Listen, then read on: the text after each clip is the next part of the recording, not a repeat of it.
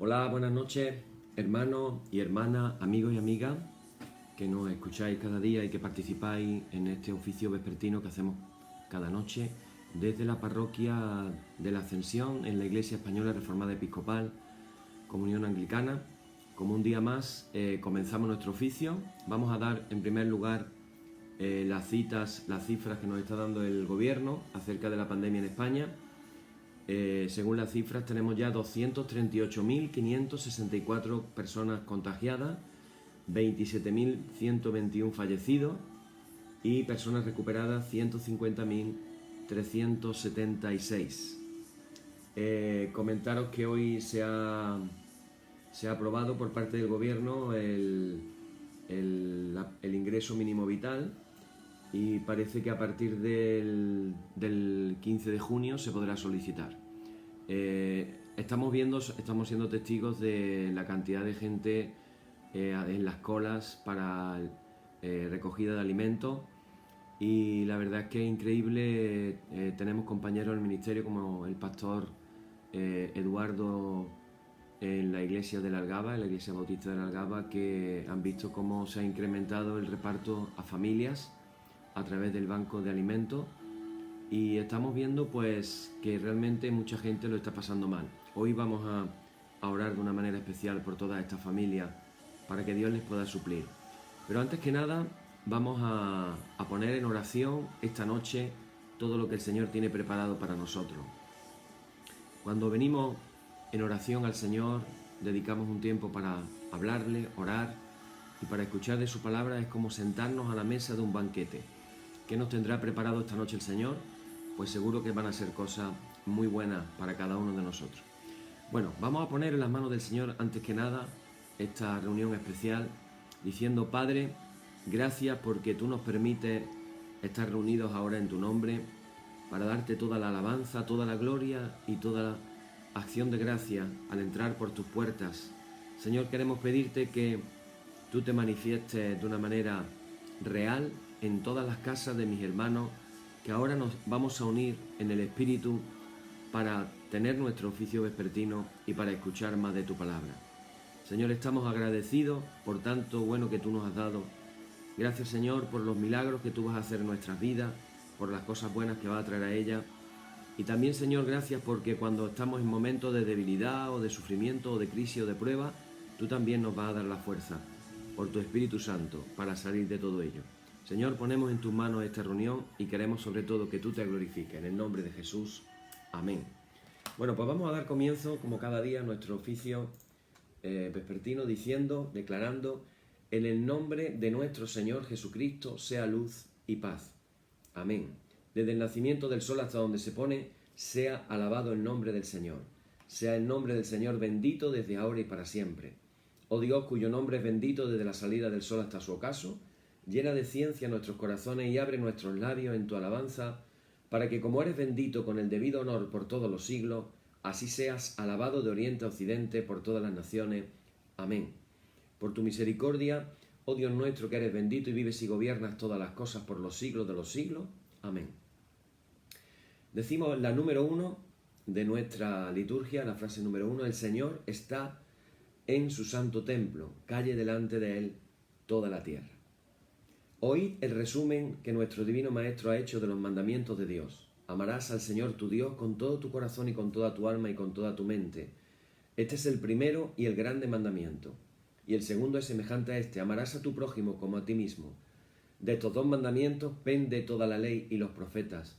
Y a nosotros, discípulos suyos, nos ha dado Jesús un mandamiento nuevo diciendo: este es mi mandamiento, que os améis los unos a los otros como yo os he amado. En esto conocerán todos que sois mis discípulos, si tuviereis amor los unos con los otros. Ya oramos todos juntos diciendo: Señor Jesucristo, sin cuya ayuda nada podemos hacer, vive en nosotros y capacítanos con tu gracia para que, llevando mucho fruto, podamos glorificar al Padre Celestial. Amén. Hermanos muy amados, reconociendo con sinceridad cuán lejos estamos de haber cumplido fielmente la voluntad del Señor, humillémonos en su presencia y con un corazón contrito confesemos todas nuestras faltas y transgresiones, seguro de que Él oirá nuestra súplica. Y ahora decimos todos juntos: con fe, Padre omnipotente y misericordioso, la confusión y la vergüenza no nos deja levantar nuestro rostro en tu presencia. Por eso, con humildad y dolor de corazón, confesamos que nos hemos desviado de tu sendero y como ovejas perdidas hemos andado descarriados fuera de tus caminos. Hemos seguido desordenadamente las intenciones y deseos de nuestro propio corazón. Hemos roto tus santos mandamientos. Además de no hacer lo que debíamos, hemos hecho lo que no estaba bien hacer. Por eso, Señor, ten misericordia de nosotros, pobres pecadores. Perdona, oh Dios, a los que confiesan sus culpas, restaura a los que se arrepienten según tus promesas declaradas a toda la humanidad en Jesucristo nuestro Señor. Amén. Y el Señor Jesucristo, que tiene la potestad de perdonar pecados sobre la tierra y que no desecha al pecador, que a él acude para salud, oiga vuestros ruegos, perdone todos vuestros pecados y os conceda su Santo Espíritu, para que vuestra vida sea de aquí adelante pura y santa, hasta que seáis recibidos en el goce de su eterna gloria, en las mansiones del Padre Celestial. Amén. Señor, abre nuestros labios, y nuestra boca anunciará tu alabanza. Vamos a hacer la lectura del Salmo. Si tenéis vuestras Biblias cerca de vosotros, podéis abrirlo por el Salmo 33. Vamos a leer hasta el versículo número 12.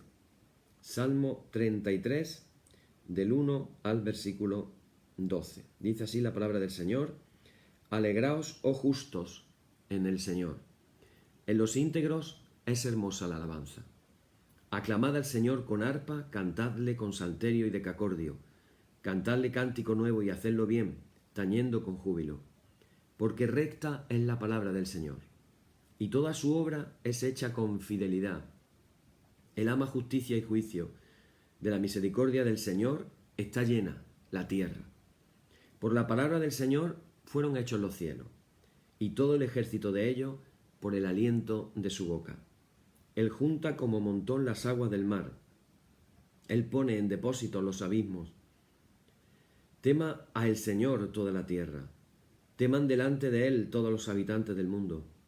Porque Él dijo y fue hecho. Él mandó y existió. El Señor hace nulo el consejo de las naciones y frustra las maquinaciones de los pueblos. El consejo del Señor permanecerá para siempre, los pensamientos de su corazón por todas las generaciones. Bienaventurada la nación, cuyo Dios es el Señor, el pueblo que Él escogió como heredad para sí. Gloria y honor al Padre, y al Hijo, y al Espíritu Santo, por los siglos de los siglos. Amén. Amén, hermanos. Y tenemos ahora nuestro estudio que estamos compartiendo acerca del tema del Espíritu Santo. Vamos un poquito despacio, pero hay tanto que dar que no tenemos otra manera de avanzar si no lo hacemos despacio. Ayer nos quedamos porque estábamos viendo la relación entre el Espíritu Santo y el Señor Jesús, el Mesías, y nos quedamos en el Señor resucitado. Yo quise quedarme ahí básicamente para que esto nos quede muy bien aclarado. Casi siempre, hermano, es curioso, pero cuando pensamos en Jesús, siempre nos viene a la imagen el Jesús de, vamos a decir, ese Jesús que andaba por los caminos en Galilea, cuando llegó a Jerusalén, ese Jesús que nos muestra en las películas, con esa túnica, en algunos casos las túnicas las llevan medio raídas, medio sucias, los pelos largos, las sandalias. Y cuando pensamos en Jesús, pensamos en nuestra imagen, hasta que cuando oramos pensamos en un Jesús de esas características. El Jesús de los 33 años en la tierra. Y se nos olvida, y esto es tan importante tenerlo en cuenta, se nos olvida que esa etapa de Jesús fue la etapa más corta de su, vamos a decir, de su existencia, porque no podemos hablar de tiempo, puesto que Jesús no está limitado por el tiempo. Daros cuenta de que Jesús es desde la eternidad hasta la eternidad. Para Él no existe el tiempo, no existe la limitación del tiempo como la que tenemos nosotros. Y se nos olvida que hemos leído, y ahora vamos a hablar de Jesús resucitado, se nos olvida que Jesús ascendió a los cielos. La semana pasada en nuestra liturgia hablábamos de esa ascensión. Y yo no sé por qué, cuando estaba justo 10 minutos antes de empezar, estaba en oración, poniendo las manos del Señor, la reunión poniendo en orden aquello que iba a compartir, y de pronto me vino al recuerdo un pasaje del libro de Apocalipsis, en el capítulo 1, y dije, no puedo dejar de compartir esto. Y tiene que ver también con lo que vamos a hablar ahora del Señor resucitado. Jesús asciende a los cielos, vuelve de donde había venido. Juan nos dice que en el principio era el Verbo, y el Verbo estaba con Dios, y el Verbo era Dios. Y luego nos dice, y el Verbo habitó entre nosotros, y el Verbo se hizo carne. Bueno, esa es, vamos a decir, el antes. Después tenemos el durante. El durante son los 33 años, y el después es el resto de la eternidad. Pero claro, seguimos con nuestra mente, con ese Jesús. A veces hasta se nos ha presentado un Jesús medio pusilánime, así con los ojos claritos, tipo Hollywood, que posiblemente no tenga nada que ver con el estereotipo de un Jesús judío de su época. Pero, hermanos, no sé por qué nunca nos acordamos de este pasaje. Resulta de que en el primer capítulo de Apocalipsis, Juan, estando exiliado en la isla de Patmos, escribe un libro de algo que ha visto, al que comienza con estas palabras, diciendo, la revelación de Jesucristo. En griego, revelación apocalipsis. El apocalipsis de Jesucristo. Por cierto, pensamos siempre cuando pensamos en el apocalipsis, pensamos en términos de desgracia, de terremoto, de cosas desagradables, etcétera, etcétera, pero la palabra apocalipsis significa revelación. Y recordar que el apocalipsis es una historia que termina muy bien. Así que es un mensaje de esperanza, no es un mensaje de destrucción, solamente como nos lo quieren plantear. Es un mensaje sobre todo de esperanza, de que Jesucristo ha vencido y finalmente se va a cumplir el plan que Él se había propuesto, que Dios, Padre, Hijo y Espíritu Santo se habían propuesto. Pero fíjate lo que dice. Dice, la revelación de Jesucristo que Dios le dio para manifestar a sus siervos las cosas que deben suceder pronto, y la declaró enviándola por medio de su ángel a su siervo Juan, que ha dado testimonio de la palabra de Dios y del testimonio de Jesucristo y de todas las cosas que ha visto. Ahora fijaros lo que dice en el versículo 3. Bienaventurado el que lee. Bienaventurado el que lee. Si te lees el Apocalipsis, según Apocalipsis, eres bienaventurado. Feliz el que lee. Pero también el que oye las palabras de esta profecía, y también el que guarda. O sea, que fíjate la secuencia. Leer,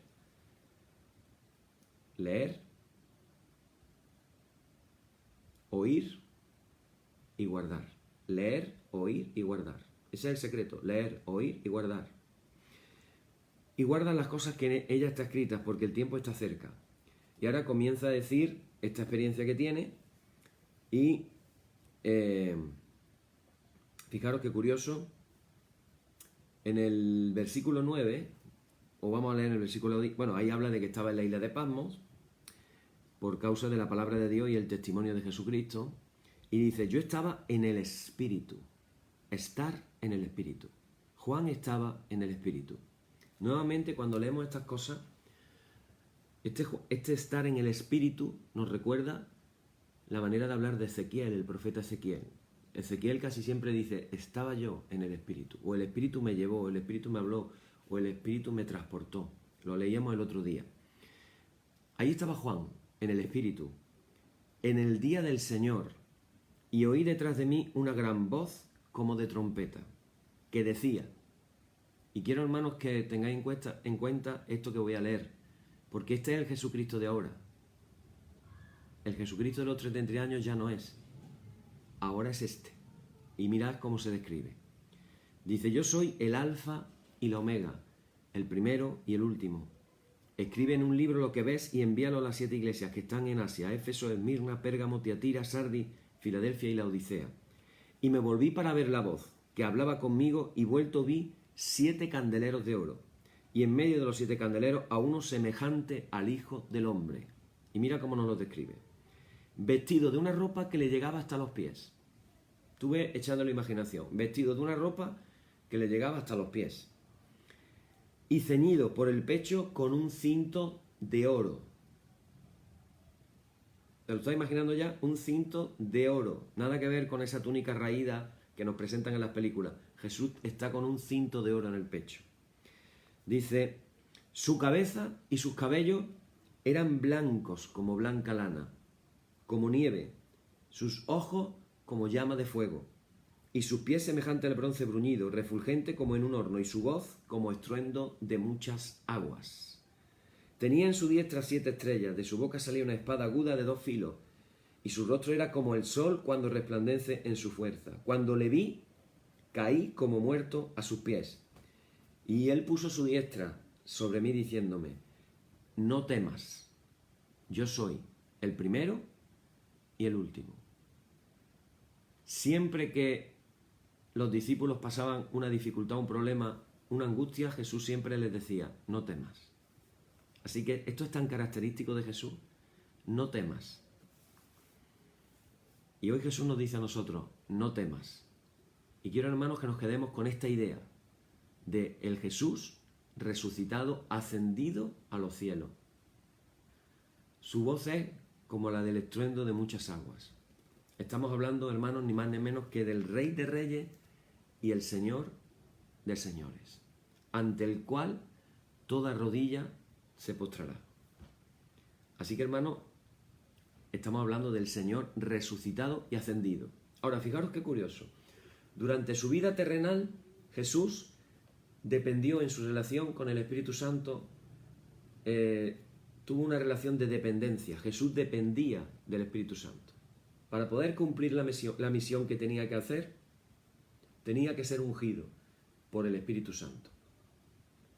Dios nos ha dado a cada uno de nosotros una misión. Dios te ha dado una misión a ti. Dios me ha dado una misión a mí. Pero para poderla cumplir, necesitamos también ser ungidos por el Espíritu Santo. Porque yo me hago esta pregunta.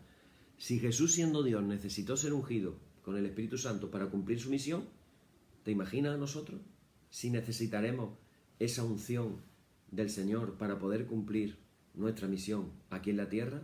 Qué bonito sería que un día nos presentemos delante del Señor y el Señor nos pueda decir, buen siervo y fiel.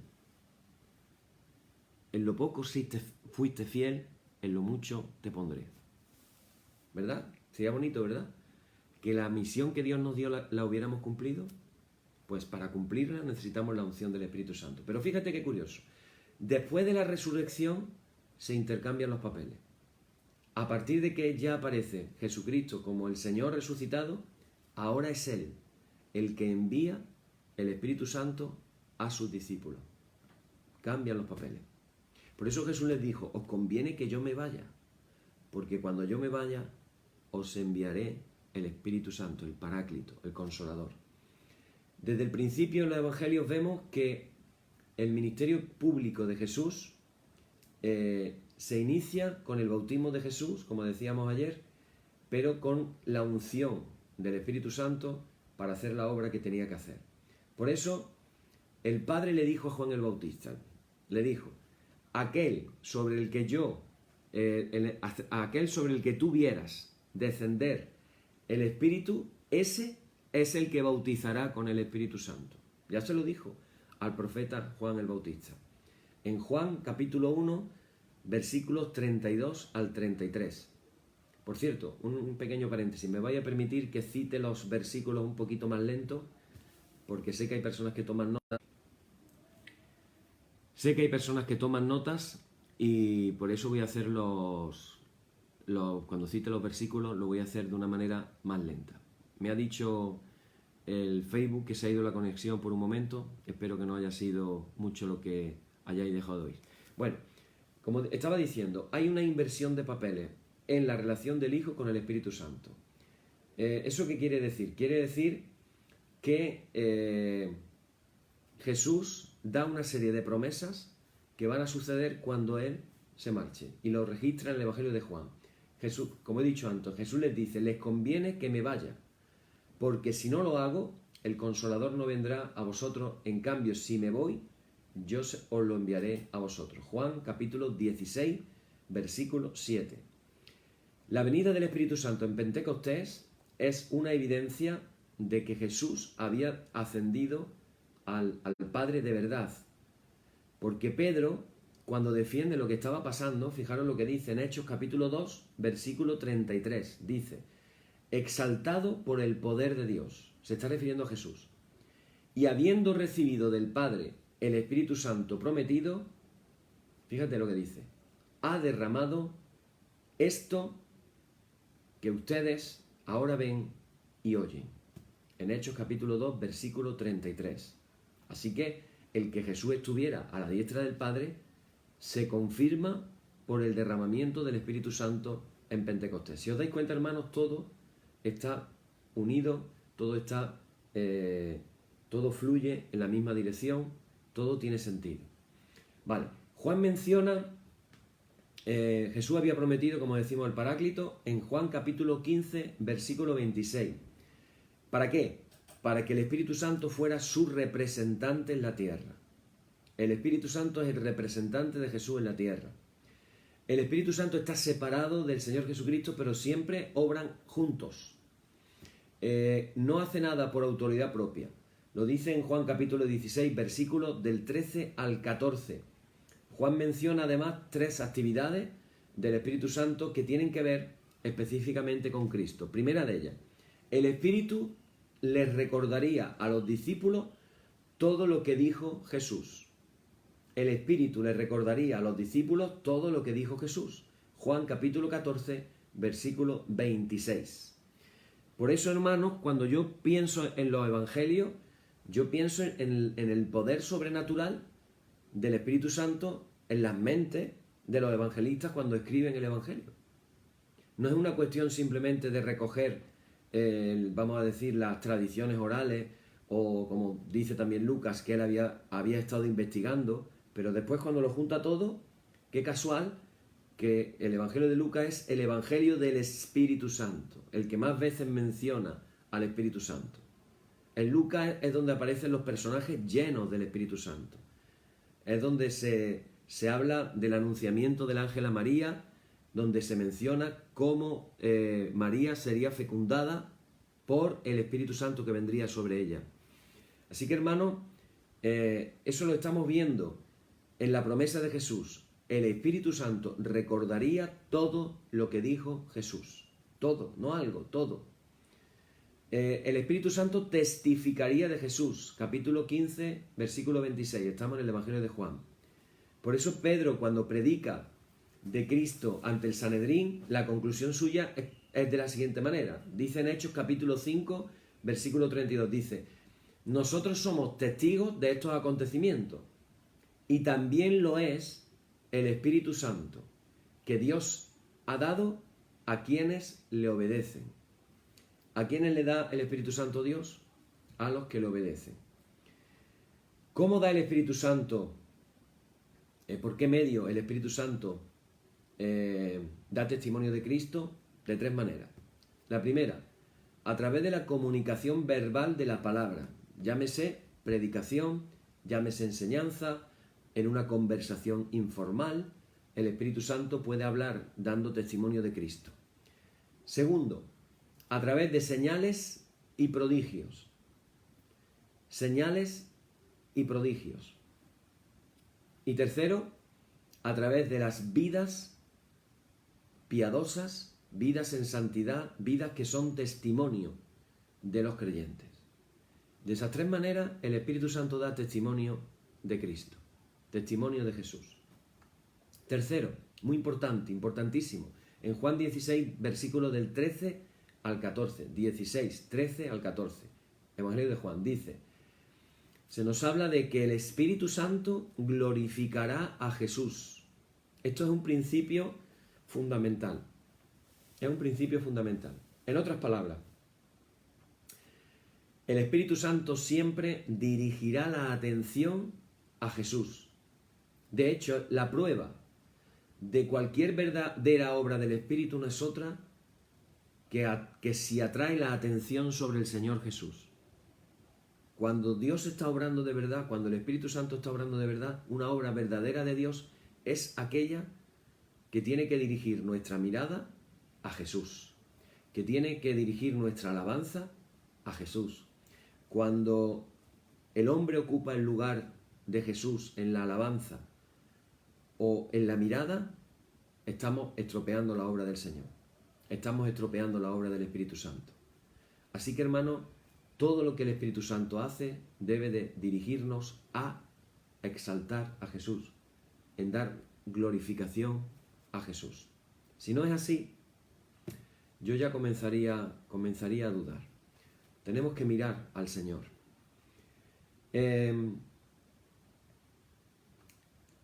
Curiosamente,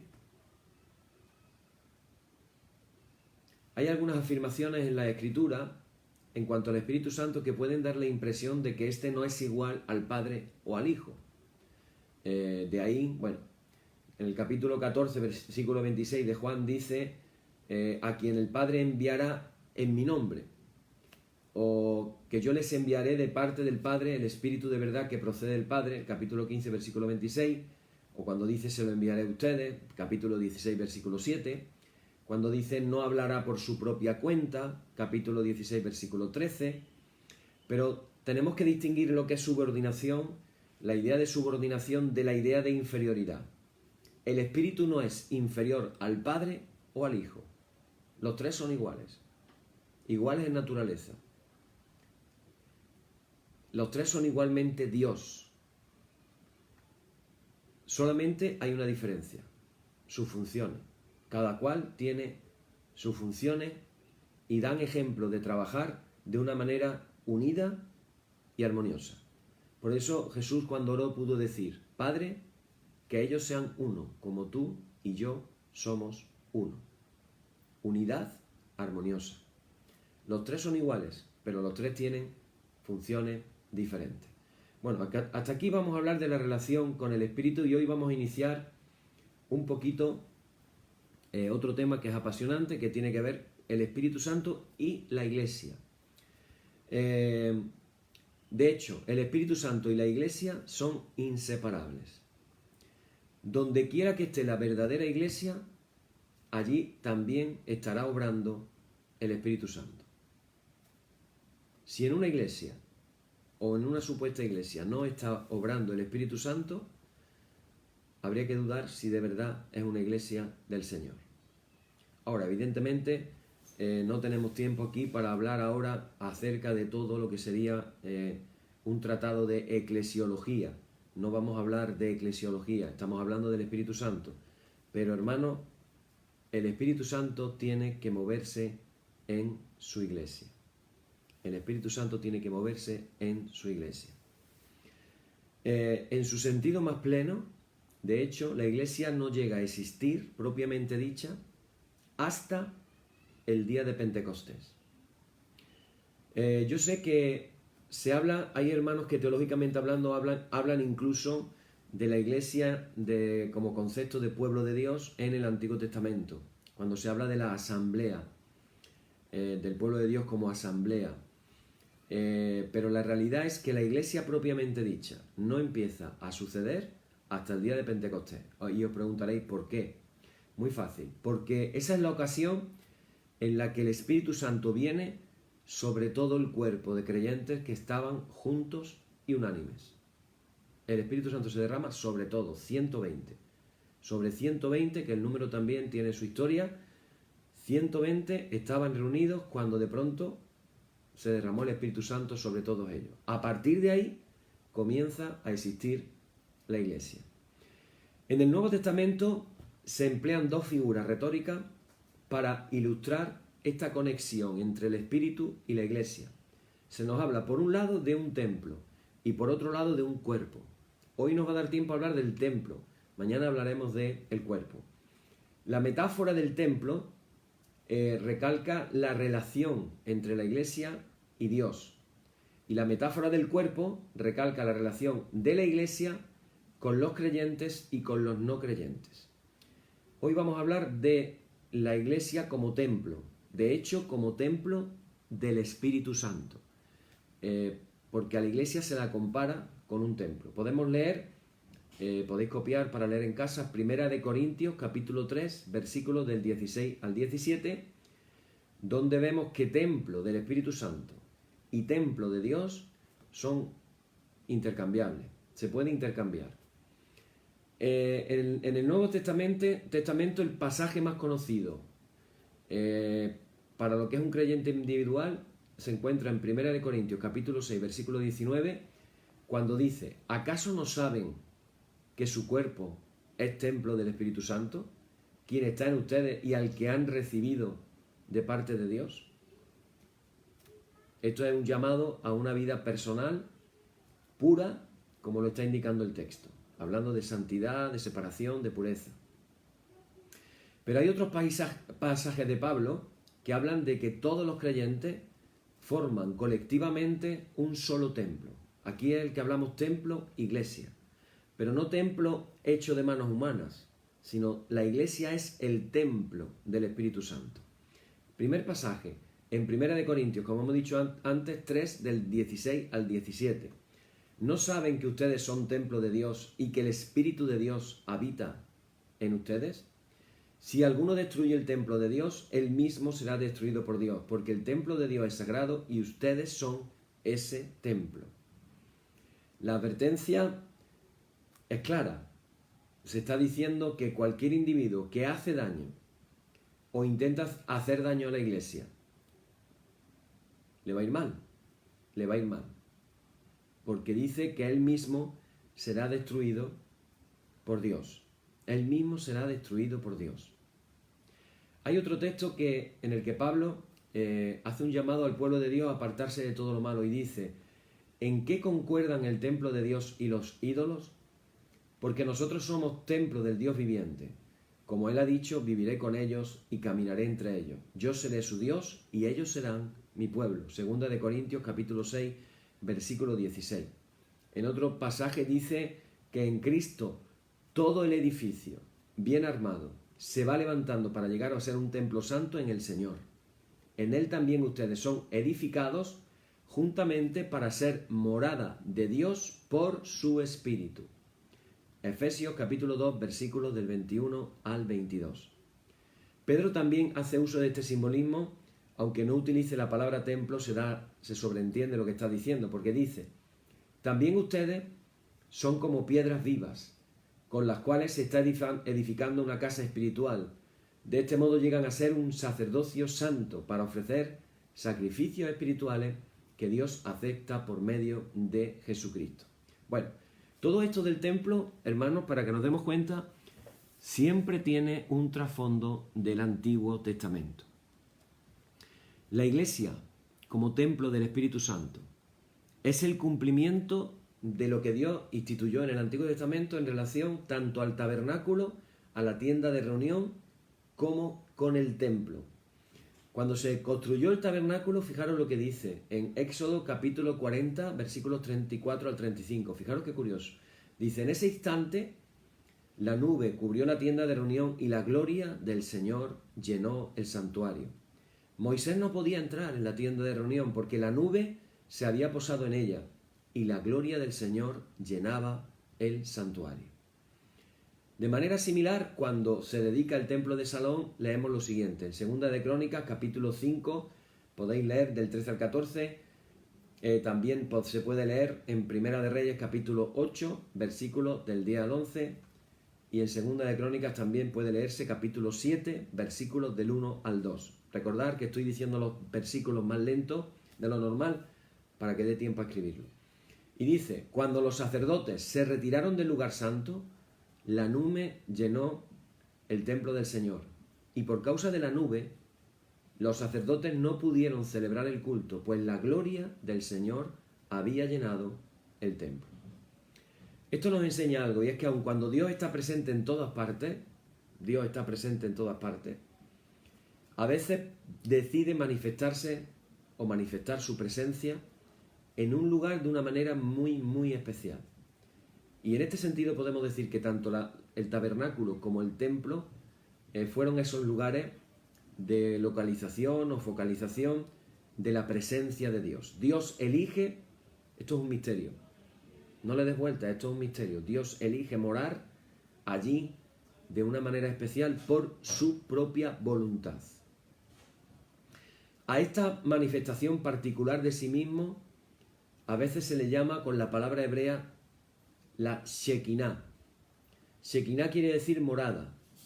No es un concepto bíblico, es decir, no se habla de la Shekinah en la Biblia, es un concepto de una palabra hebrea, pero que se usa como sinónimo de esta demostración de la gloria de Dios. Esa gloria de Dios que se manifiesta de una manera tremenda en el tabernáculo y se manifiesta de una manera tremenda en el templo.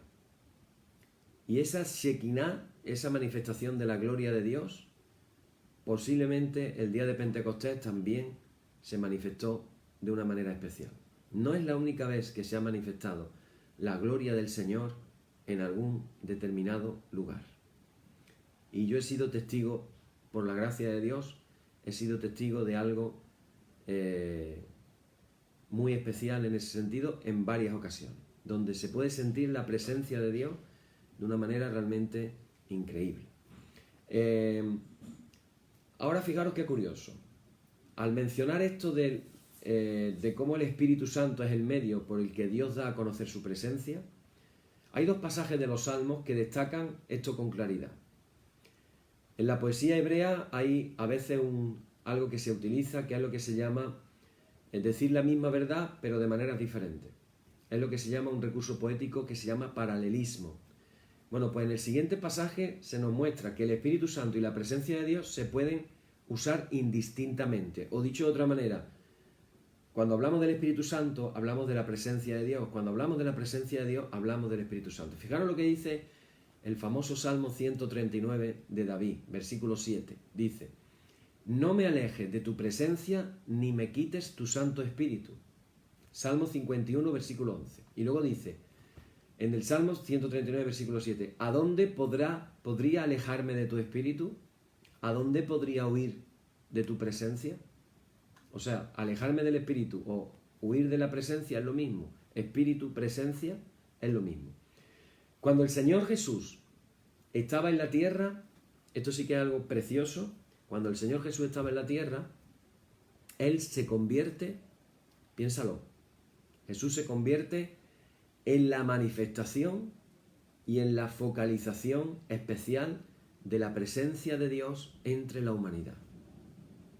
Por eso dice, y el Verbo se hizo hombre o se hizo carne y habitó entre nosotros. La palabra habitó viene de un verbo griego, perdonadme que haga una pequeña explicación, que es el verbo griego eskenosen, que es la forma verbal de los sustantivos eskené, eskenos y eskenoma, que significan tienda, carpa, cobertizo, alojamiento.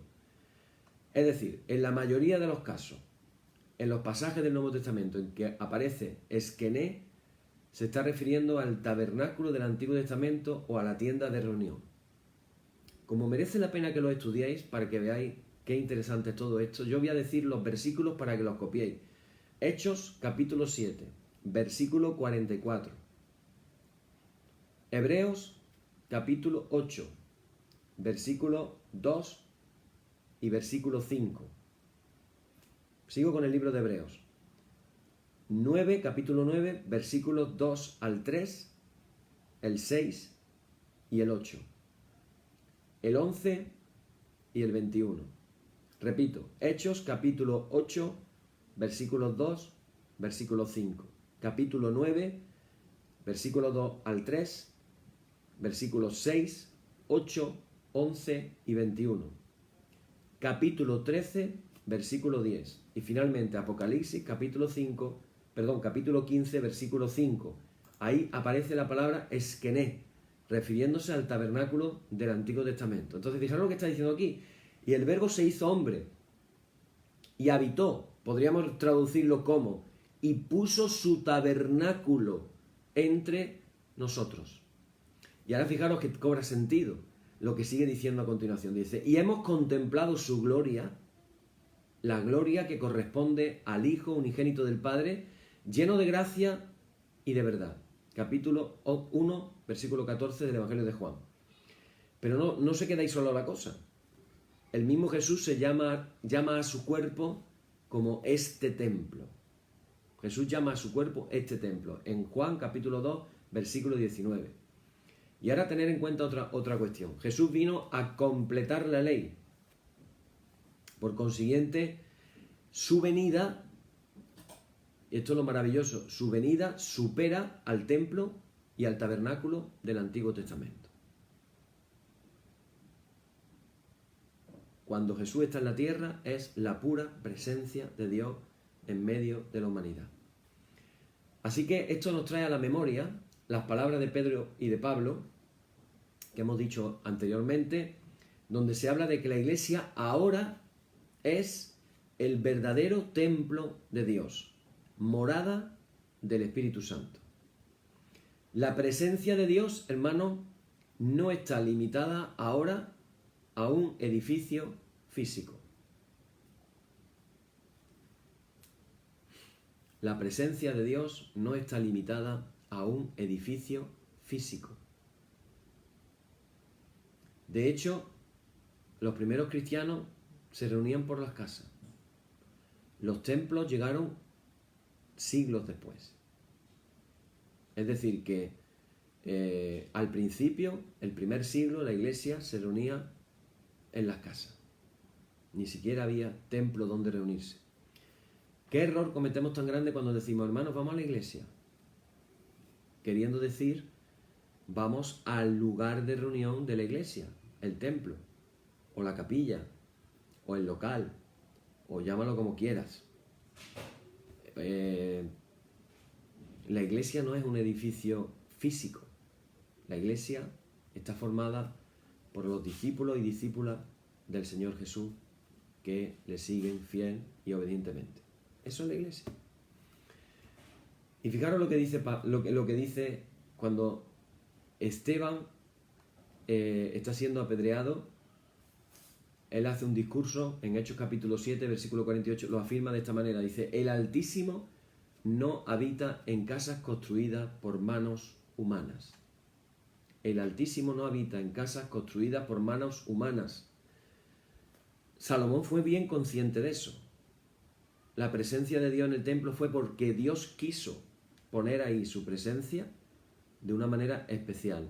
Y Salomón era consciente de que no había templo que pudiera contener a Dios. Él era consciente. Así que cuando la presencia de Dios se manifiesta en el templo de Salomón es por pura voluntad de Dios. Pero Dios no habita, como dice Esteban, en casas construidas por manos humanas. Y Pablo, en la ciudad de Atenas, que estaba infestada por la idolatría, declaró, el Dios que hizo el mundo y todo lo que hay no vive en templos construidos por hombres. Hechos capítulo 17, versículo 24. Volvemos a la importante idea de que la iglesia es un templo espiritual, la que es ahora el lugar especial de la morada de Dios en la tierra. ¿Cuándo tuvo lugar este cambio de un tabernáculo y templos reales a un templo espiritual? La iglesia como el lugar de la morada de Dios en la tierra, pues venimos diciéndolo, en el día de Pentecostés, ese día que vamos a celebrar precisamente este domingo de este fin de semana. Vamos a recordar en la liturgia el día de Pentecostés. Nosotros vamos a celebrar la fiesta de Pentecostés, no solamente nosotros, en todo el mundo la iglesia celebra la fiesta de Pentecostés.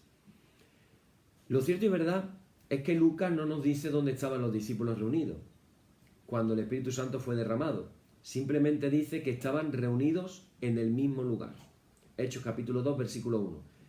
Como en el capítulo 1, versículo 13, dice que estaba en el aposento alto, se ha dado por hecho que el mismo lugar era el aposento alto. Pero hay otras teorías curiosas, cuando menos. Una de esas teorías es, ¿y si en vez de estar reunidos en el aposento alto, estaban reunidos en los recintos del templo, en algún recinto del templo? De hecho, se nos habla que cuando Jesús ascendió a los cielos, en Lucas capítulo 24, versículo 53, dice que los discípulos estaban continuamente en el templo alabando a Dios. Incluso después de la venida de Pentecostés, los discípulos iban a orar al templo.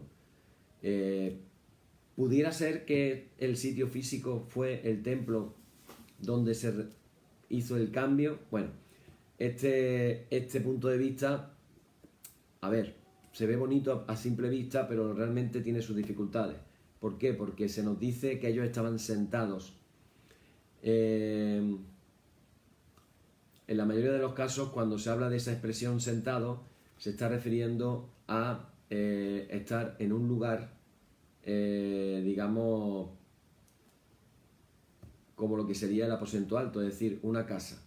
Casa que a veces se usaba como sinónimo del templo, pero más bien está hablando de un lugar espacioso donde estaban sentados.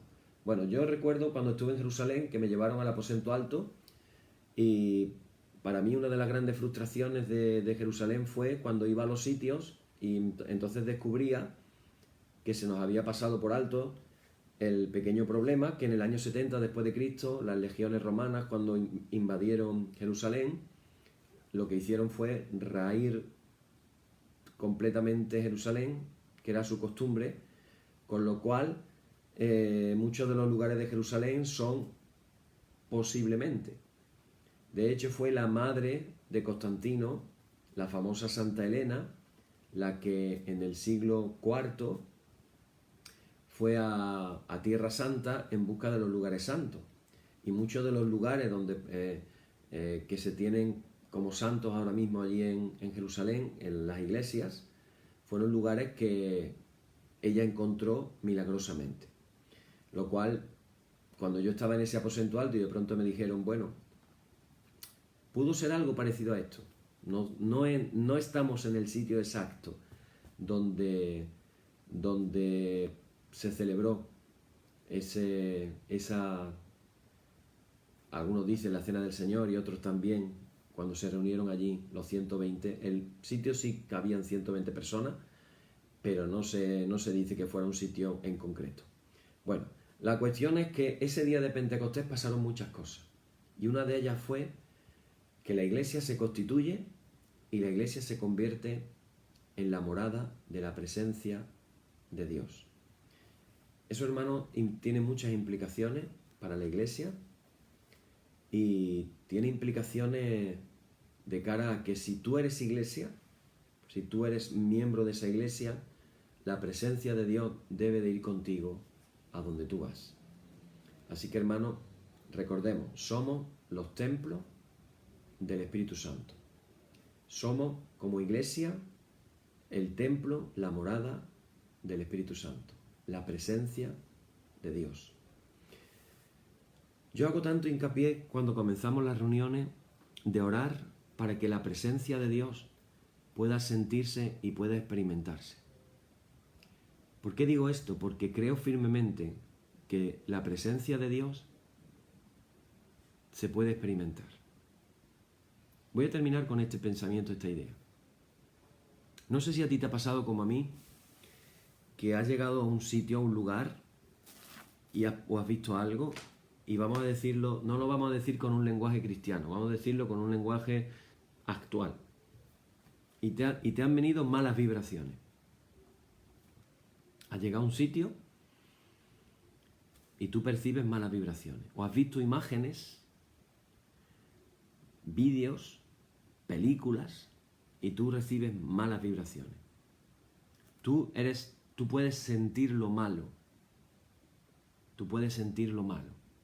Ayer nos llegaban unas imágenes terribles de un policía norteamericano con su rodilla en el cuello de un ser humano con un color de piel diferente, pidiendo por favor que le dieran agua,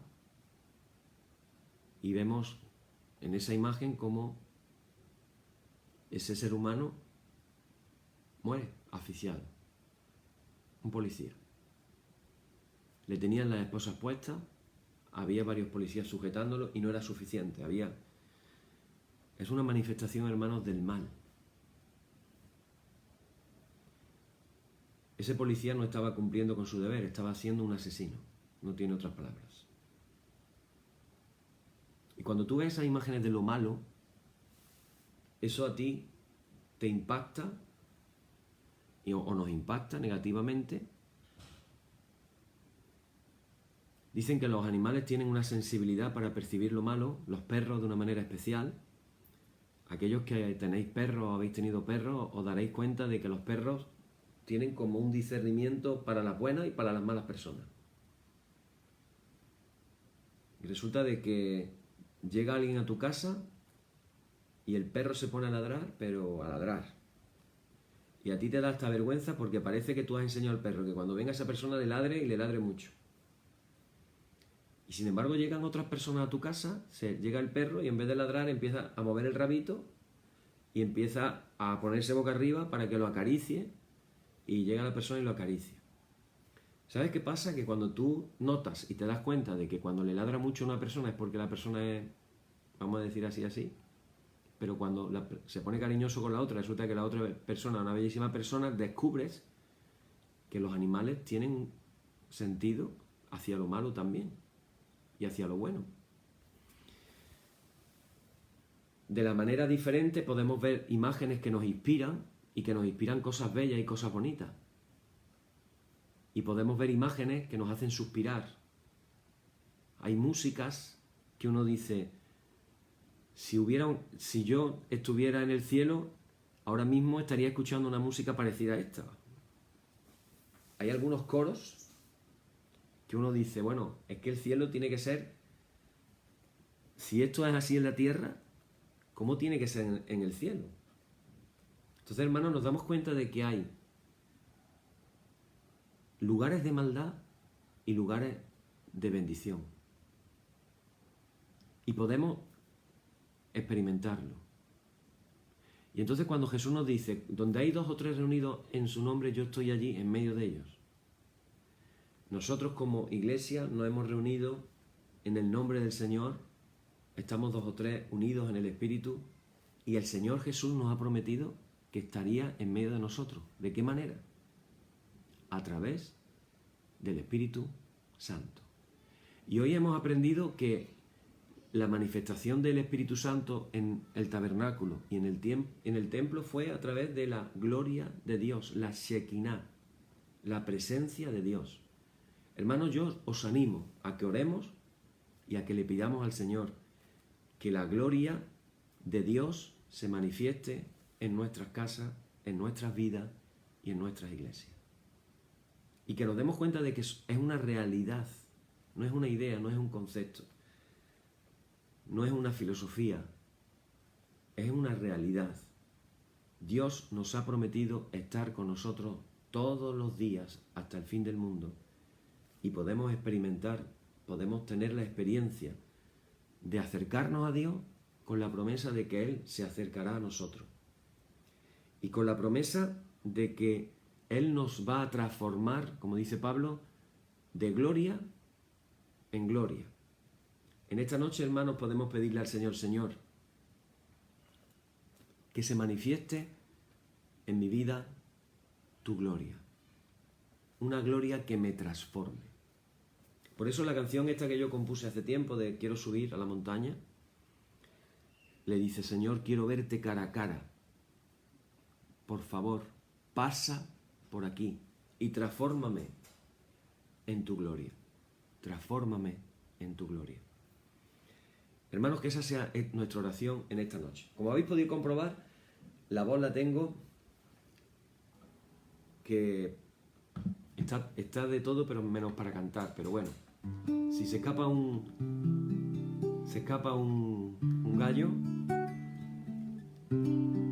vaya a comprobar que yo también se me escapan gallos.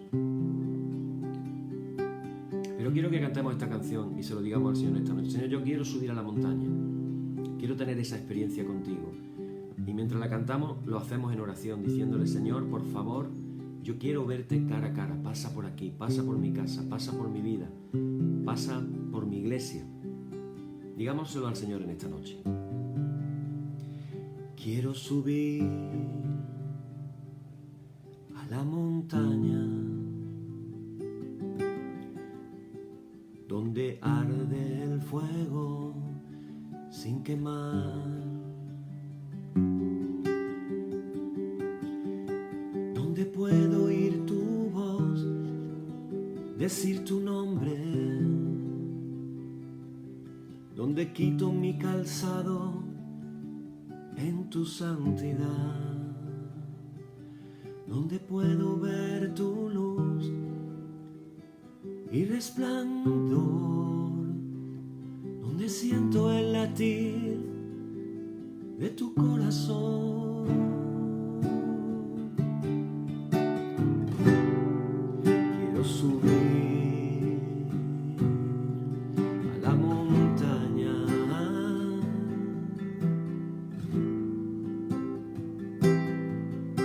donde arde el fuego sin quemar, donde puedo oír tu voz, decir tu nombre, donde quito mi calzado en tu santidad y donde puedo ver tu luz y resplandor y donde siento el latir de tu corazón. Oh Señor, quiero verte cara a cara y rendir mi vida entera a tus pies. Por favor, pasa por aquí y transfórmame en tu gloria. Oh Señor, quiero verte cara a cara y rendir mi vida entera a tus pies. Por favor, pasa por aquí y transfórmame en tu gloria. Pasa por aquí y transfórmame en tu gloria. Pasa por aquí y transfórmame en tu gloria, Señor. Pasa por aquí y transfórmame en tu gloria, Señor. Señor,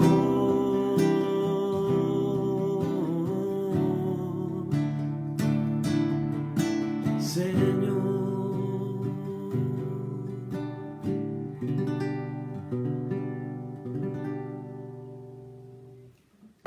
Pasa por cada casa nuestra y transfórmanos en tu gloria, oh Señor. Amén. Seguimos con nuestra liturgia diciendo: oh Señor, santifícanos en tu verdad, tu palabra es la verdad. Amén. Decimos todos juntos: Señor, ten misericordia de nosotros. Cristo, ten misericordia de nosotros. Señor, ten misericordia de nosotros. Padre nuestro que estás en los cielos, santificado sea tu nombre. Venga tu reino. Hágase tu voluntad como en el cielo, así también en la tierra. El pan nuestro de cada día dánosle hoy. Y perdónanos nuestras deudas, así como nosotros perdonamos a nuestros deudores. Y no nos dejes caer en la tentación, mas líbranos del mal. Amén. Líbranos del mal y confírmanos en tu temor, con toda obra buena, oh Trinidad, Dios nuestro, que eres bendito y vives y gobiernas todas las cosas por los siglos de los siglos. Amén. Señor, muéstranos tu misericordia y danos tu salud. Llena a tus ministros de virtudes y da alegría a tu pueblo escogido. Acuérdate siempre de esta congregación que tú has poseído desde el principio. Oh Dios, purifica nuestros corazones y no quite de nosotros tu Santo Espíritu. Amén.